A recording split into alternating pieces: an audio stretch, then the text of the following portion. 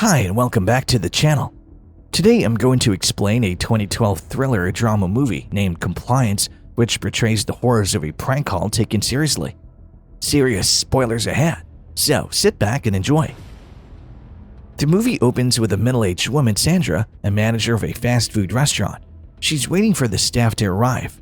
Moments later, Becky along with Kevin arrive at the restaurant. Sandra begins her morning briefing by reminding her staff to be at their best for the night. Since it's a franchise, inspection officers as well as food bloggers may show up at any moment. She also shares about a mishap and expresses deep concern. Last night, someone left the freezer door open, which resulted in a lot of spoiled foods and ingredients. This caused a huge loss, so Sandra once again reminds her staff to be working by the book and check things meticulously. The shift begins and the fast food place gets busier with the hour. At the counter, Becky is talking with Marty, who's the shift supervisor. Becky shares with Marty that she suspects Sandra thinks she was the one who left the door of the freezer open. Marty assures her that she won't be fired because the one who actually did it was Kevin. As Marty and Becky continue their conversation about a guy Becky recently started talking to, Sandra suddenly joins them. Fortunately, Sandra didn't know the contents of their talk, instead shared the news that her boyfriend might propose to her anytime now. According to her boyfriend already talked with her father and the news can't be anything else but about marriage. Marty and Becky sincerely congratulate her as happy Sandra means less trouble at work. The conversation returns to the topic of Becky's recent guy. Turns out, this stranger has been sending Becky some 18+ pictures. Sandra says that her man knows how to work her up and keep things interesting between them. After Sandra leaves, she notices that Marty and Becky are laughing at her statement, which makes her uncomfortable. However, Sandra returns to her duty. She checks on the custodian Harold. She follows him to check if he's doing the work well. Turns out Harold is already done with his job. He further talks to Sandra about coming back to try some drinks later. Sandra receives a call from her boyfriend who asks for permission to hand out with his buddies and have a drink. Sandra assures him that he doesn't need her permission for any such thing and can hang out with his friends as much as he wants. She ends their call on a sweet note, reminding her boyfriend to not drink too much. She bids a sweet goodbye as the store is packed with customers. Becky, Kevin, and Connie, another staff, are talking about changing their work schedule. Sandra sees them hanging around, so she interrupts and puts them back to work. Marty suddenly interferes by telling Sandra that she has a call from a police officer at the restaurant phone.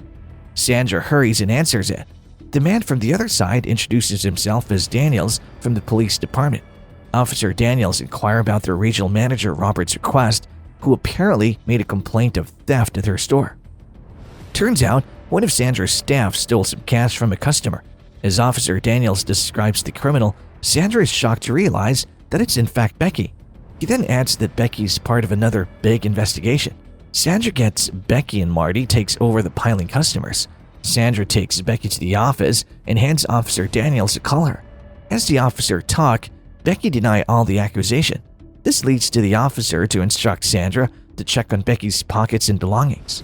Sandra makes a thorough search but finds nothing. Sandra confiscates Becky's phone and then asks her to show her purse. Sandra reminds her that if the money is found in her purse, she will be fired immediately. Becky keeps her story unchanged and claims her innocence. As Sandra checks her purse, she again finds nothing. The officer then instructs Sandra to keep Becky in the restaurant and not let her get away or run. However, moments later, officer calls her saying that they need to put Becky in a holding cell for the night. He then gives another option, and that is to strip search Becky. Sandra feels extremely uncomfortable with the request. Officer Daniels quickly tells the cost of putting her in a holding cell, which could lead to a trial. Sandra explains the two options to Becky, who doesn't consent to either. Eventually, Becky chooses to go through the strip search all this time, claiming her innocence over and over again. Becky agrees to be strip searched, but only if Marty is present in the restaurant office. The officer accepts the condition. Sandra walks out to find Marty while Becky continues to speak with Officer Daniels. Their chat takes them to Becky's elder brother, who has had run-ins with the cops. He then notes that she's unaware of her brother's ongoing legal troubles. Sandra and Marty arrive in the restaurant's office before the talk continues. Sandra ultimately explains what is going on to Marty. Sandra and Marty start with a naked search. Becky takes off her shirt, undershirt, shoes, jeans, and sun visor cap. Sandra examines all of her clothing and assures the officer that she finds nothing. He then requests that she inspect Becky's underpants. Sandra reluctantly requested Becky to remove her undergarments. She finally removes it and delivers it to Sandra. Sandra later verifies that nothing is on her undergarments. Officer then instructs her to allow Becky to turn around and examine her body. Sandra was then ordered to put Becky's things in a bag and put them in her car since there might be concealed pockets that Sandra is not trained to discover. Officer informs her that when they arrive, they will inspect Becky's clothing. Marty thinks it's weird that Sandra left the garments in her car because the police can inspect the clothes inside the restaurant office when they come. Sandra then inquires of the officer whether she may simply leave the garments at the restaurant office. Officer Daniels responds that he would not allow it because if the clothing remained with Becky, she may slip the stolen money someplace and get away with it. Sandra does not appear to believe what the cops have stated. Officer eventually informs Sandra that they're investigating Becky's residence because Becky's elder brother may be engaged in the sale of illicit narcotics, and Becky herself may be selling them. Officer also tells Sandra that because this is a larger investigation, they're trying to recover the stolen money so that they can bring Becky in and obtain a confession for the narcotics probe. Sandra returns to the office restaurant after loading Becky's clothing into her car. Marty returns to assist Connie at the counter. Sandra then informs the officer that she must continue management over the restaurant because it is their busiest period. Officer informs her that they're now searching Becky's home and that getting to the restaurant will take more than a minute. He then asks whether she has an employee that is trustworthy enough to keep an eye on Becky. Sandra takes Kevin to the restaurant office after a brief period. Sandra then informs Kevin that Becky may have stolen money from a customer and that her brother is also in hot water.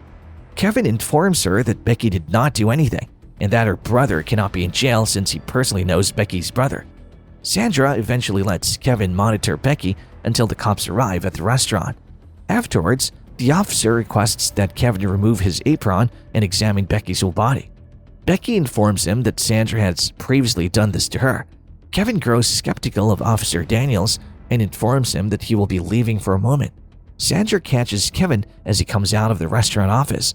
He tells her that Becky is his buddy and that he's not interested in dealing with the matter.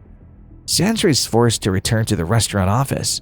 Officer Daniels believes Kevin is unprofessional when she asks what occurred.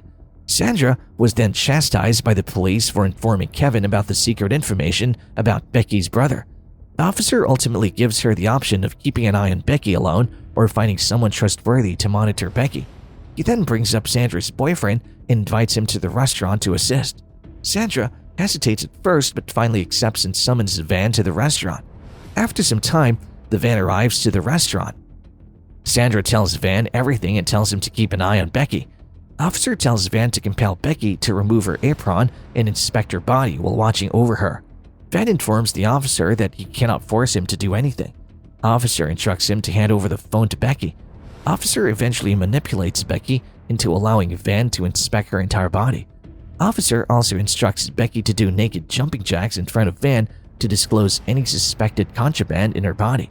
Sooner, Becky attempts to persuade Sandra about the trauma as she comes in for a brief visit to the restaurant office.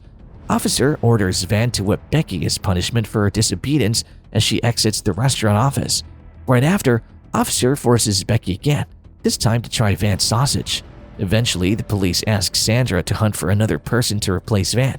As Van leaves, feeling bad about what the police led him to do, Sandra gives custody to Harold, who returns to the restaurant for a milkshake to keep an eye on Becky. Sandra explains the problem to Harold once more. Officer Daniels eventually took responsibility of removing Becky's apron once more. Harold is enraged by this. Sandra contacts the regional manager Robert Gilmer when Harold notifies her of Officer Daniels' inappropriate instructions.